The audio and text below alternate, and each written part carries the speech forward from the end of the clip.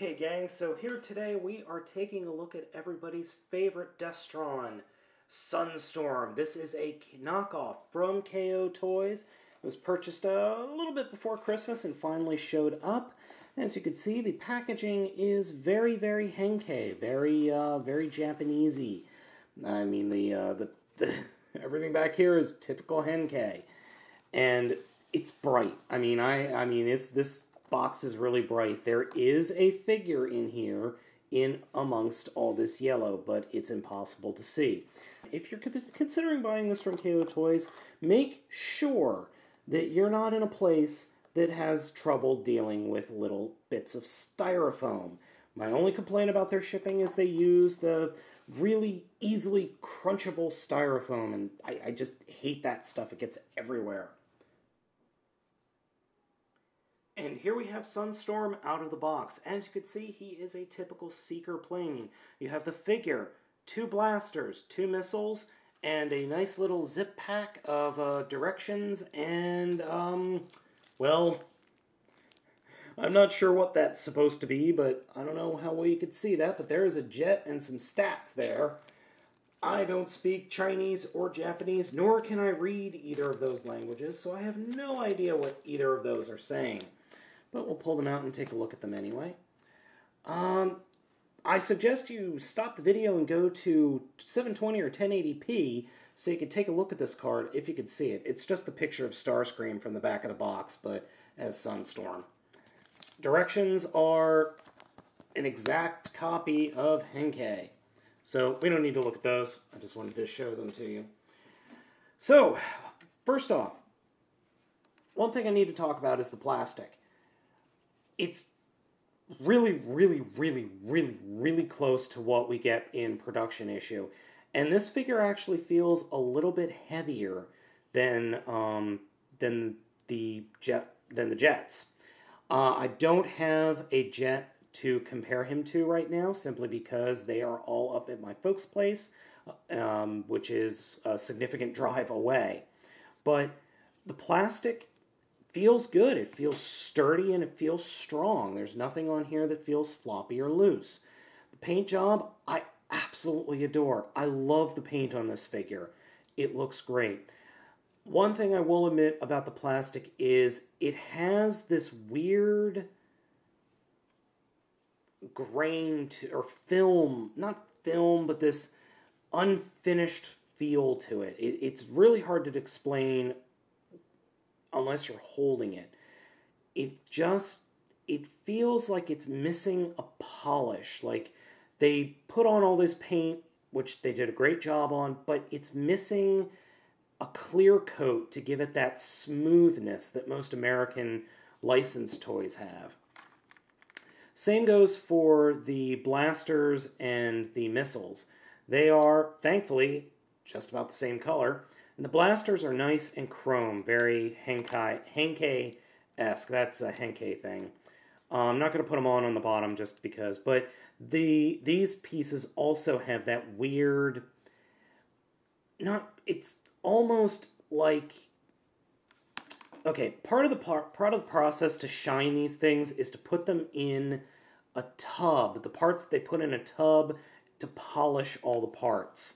That's normally the way they, like with other plastic beads and harder plastic. It feels like it's been through that, but it doesn't feel like it's been washed off from that, if that makes any sense. So, transformation is exactly what you expect. And I have to say, after playing with this guy for a little while, everything on this thing is tight. Everything is tight. All of the stuff holds together really well. The only problem that I've had with a lot of figures lately, the ball joints in the hips are a little loose. But everything else is super tight. I mean, everything else. One thing I do need to warn you of is the only fragile part, the only part on here of this figure that feels fragile is this joint right here in between his legs. This whole spot right here feels pretty darn fragile. That's the only fragility that I've noticed on this figure whatsoever. Everything else, super tight, super, super strong. I'm really surprised. I did not think that it would be this strong or this tight. I'm really pleasantly surprised by this figure. Just everything, just, you know, it's so tight. I actually have a really hard time getting the fists out, especially on this hand. Oh, man. Excuse me. Sorry about that, folks. I actually needed to use a hobby knife to get this arm out because, like I said, everything's really tight on this figure. I mean really tight. That does worry me a little bit in the fact that I really have to push to get these blasters in.